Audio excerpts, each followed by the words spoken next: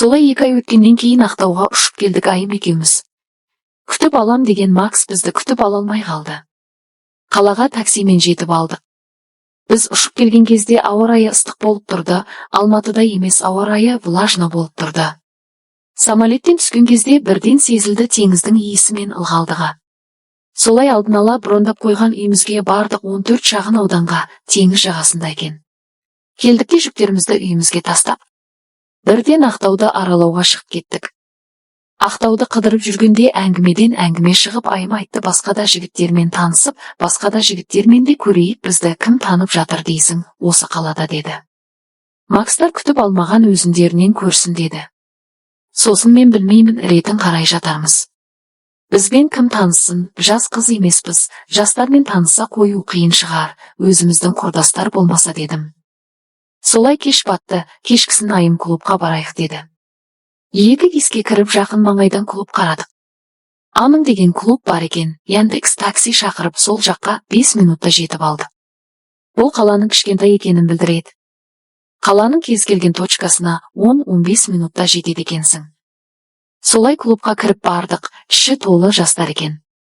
Айымға айттым, іші толы жас қыздар, біздерге шанс жоқ шығар, дедім. Айым көреміз, деді. Солай Айым екеуміз іштік, биледік. Сәл масайып қалдық екеумізде. Көңіл көтеріп жүргенде Айым жастау жігітпен танысты. Ол жігітте жалғыз емес екен, достарымен туған күні тойлап отыр екен. Достарының барлығы әйелдермен отыр. Бұл тек жалғыз бойдақ екен. Есімдерін айтпай-ақ қойын. Біреулер танып қалып ұят болып жүр. Себебі олар жақсы орта екен. Солай бізді солардың столына шақырды. Мен өзімді не комфортна сезініп отырдым да Айымға жақсымен үйге кеттім, дедім. Не комфортна сезінгенім, олар серьезный, артық-тыртық іс-әрекеттері жоқ. Әйелдерде бізден 10-15 жас кіші қыздар. Солай клубтан шығып жол бойында такси тоқтатып тұрғанда бір көлік келіп тоқтады. Адресті айттым, 14-19 деп. Ол 500 болады, деді. Солай отырып алдым. Әлі есімде, көлікте жакалы білеңі қосылып тұрды. Өзімде түсініп тұрмын, онша емес әңгіме айтып жатқанымды. Бірақ мен қалай танысарымды, қалай әңгіме бастарымды мен солай бастадым. Сосын ол, қатынасты ұнатпайтын адам бар ма, деді. Сосын сен мені қалайсың ба деп тіке бетіне былш ете салдым. Сосын ол, иә, деді, мені онда бір жерге апар, дедім. Ол үй жаққа жақындап қалған еді. Кері бұрылды да басқа жаққа бағыт алды. Жаңа шағын аудандар арасынан өтіп, стройкалардан өтіп қара жолға түсті де қала сыртына апарды. Тоқтады да көліктен түсіп артына менің қасыма отырды. Мен қолымды оның ішіне салып едім, тұрып кеткен екен. Қолыммен оның балапанын уқалап сыртқа шығардым.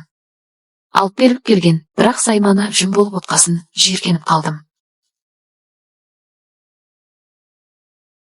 Сосын шештім де оның алдына отырдым. Ол құралын туралап күнтемесіме тығып жіберді. Менде қозып шыққан, менікі де ылғал еді. Сосын оның сайманына жаймен секіріп қозғадым. Ол болса күтпеген қатынастан басы айналып рахаттанып жатыр. Артқа қарайтын айнасынан оның басы шалқайып, аузы ашылып рахаттанып жатқанын көріп тұрмын. Оның рахаттанып жатқанына мен одан сайын оянып жатырмын. Оның үстіне қаттырақ секіре бастадым. Менде көлікте бірінші рет болып жатырғасын, өзгеше сезімде болып жатырмын. Мен одан сайын қаттырақ секіре бастағанда, ол бітіріп менің ішіме аяқтап тастады. Мен шығардым да, әдейі үстіне отырып алдым, өзінің үстіне ақсын деп. Себебі тез бітіріп тастағасын ұнамай қалды. Ал мен әлі істеп отырмын. Әбден үстіне Ақтау дегенде тұрдым, ал болса түсіп алдына барып отырып алды. Мен сиденкасына үйкеледім де, сүртілді ау дегенде киім киіп алып, мені үйге апарып таста, дедім. Үйге бардым. Үйге барсам Айым әлі үйге келмеген екен. Душқа кіріп жуынып алдым да бөлмеме барып жатып ұйықтап қалдым. Біраздан соң үйдің сыртқы есігі ашылды да күлген дауыстап шықты. Мен сол күлген дауысқа оянып кеттім.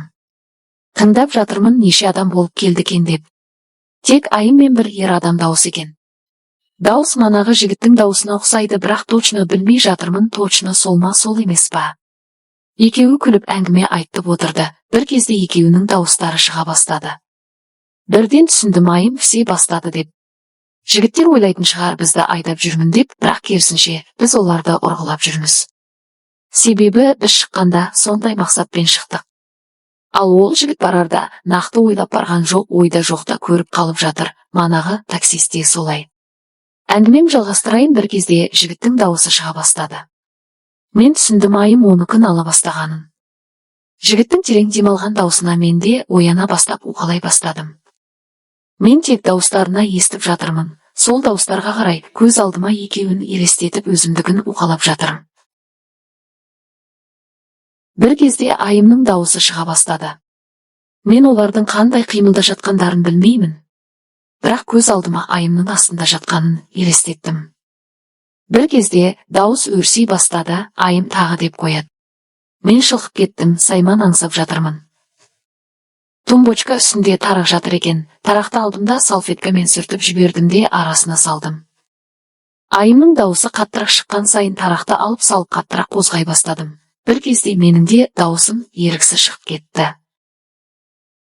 Өзімнен қатты ұялып кеттім де тұрдым. Астымда іш киім жоқ, үстімде тек майкам. Сол айымдардың бөлмесіне бардым. Барып сығалап қарасам, айым итше тұр. Беріліп барғайымды ұрғылап жатыр. Нәрге қосылсам бола ма дедім. Әлгі жігіт шошып кетті де сасып қалды. Ол үйде оңашамыз деп ойған болу керек. Сосын айым даусымен қолымен былғап кел қосыл деді де әлгі жігітке қарап туған күніңмен саған подарка деді. Әлгі жігіт рахмет депсін әрмен қарай жалғастырып айымды жалғастырды. Ал мен жандарына барып әлгі жігіттің мойындарын сүйіп шиелерімді ұстататым. Ол болса бір қолы айымның май артта, бір қолы менің шиелерімді мыжылап жатыр. Әлгі жігіт мағанда итші тұр деді. Сосын мен айымның қасына жақындадым да, ал ол болса саусағын сулап жіберді де, екі саусағын менің күнтемесіме салып әрлі-берлі қозғалта бастады.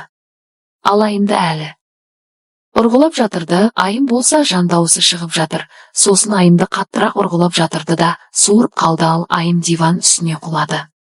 Енді туралап маған тығып жіберді. Мен қуанып кеттім, себебі мен манадан сайман аңсап, аңсағынымды бергенде қатты рахаттандым. Ол байыппен бастады, жаймен қозғалып әрлі-берлі. Бір кезде айым итше тұрған менің астыма кіріп кетіп, әлгі жігіттің балапанының астын жалай бастады.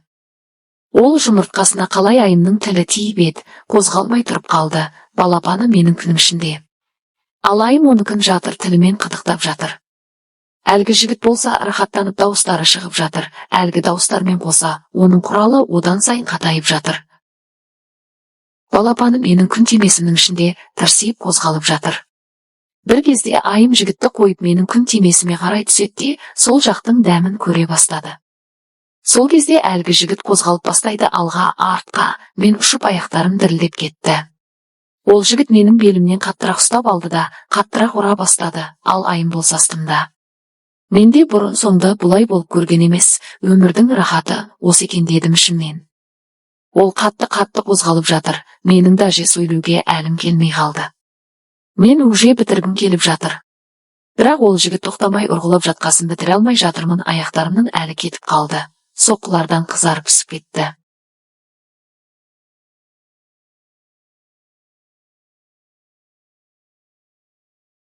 Бір кезде ол жігіт шығарып қалғанда, менің күнтемесімнен фонтан секілді атқылады.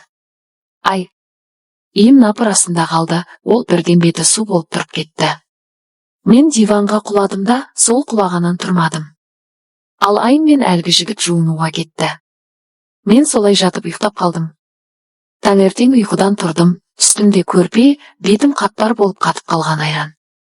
Тұрып жуынуға бардым, бетімді жуып душқа түсіп алдым. Айымды қарадым, әлі ұйықтап жатыр екен өзі, әлгі жігіт жоқ. Сосын айым ұйқыдан тұрғасын сұрадым, менің бетімнен неге айран болып ұйықтап қалғанмын деп. Ол айтты, менің атымнан кек ол деп күлді, себебі сен менің бетіме аяқтап тастадың, бұл менен жауап деді. Сосын мен ойнамай айтшы дедім. Сосын ол мен ұйықтап қалғаннан кейін не болғанын бастан аяқ айтып берді. Мен ұйықтап қалғаннан кейін айым әлгі жігітке айтқан екен, досыңды шақырып жансаяға кіргізіп жіберейік деп. Ол бірден келісіп досын шақырып менің қасыма кіргізіп есікті жауып алған екен. Ол досы ұйықтап жатқан мені қалағанынша ұрғылаған екен, бірақ бұның барлығы менің есімде жоқ. Менің даже тұруға шамам болмаған екен, қатты ұйқыға кеткен екенмін. Ол мені бір сағаттай қалағанынша итеріп білгенін жасап соңында бетіме аяқтап кеткен екен. Мен енді білмеймін ол кім, қандай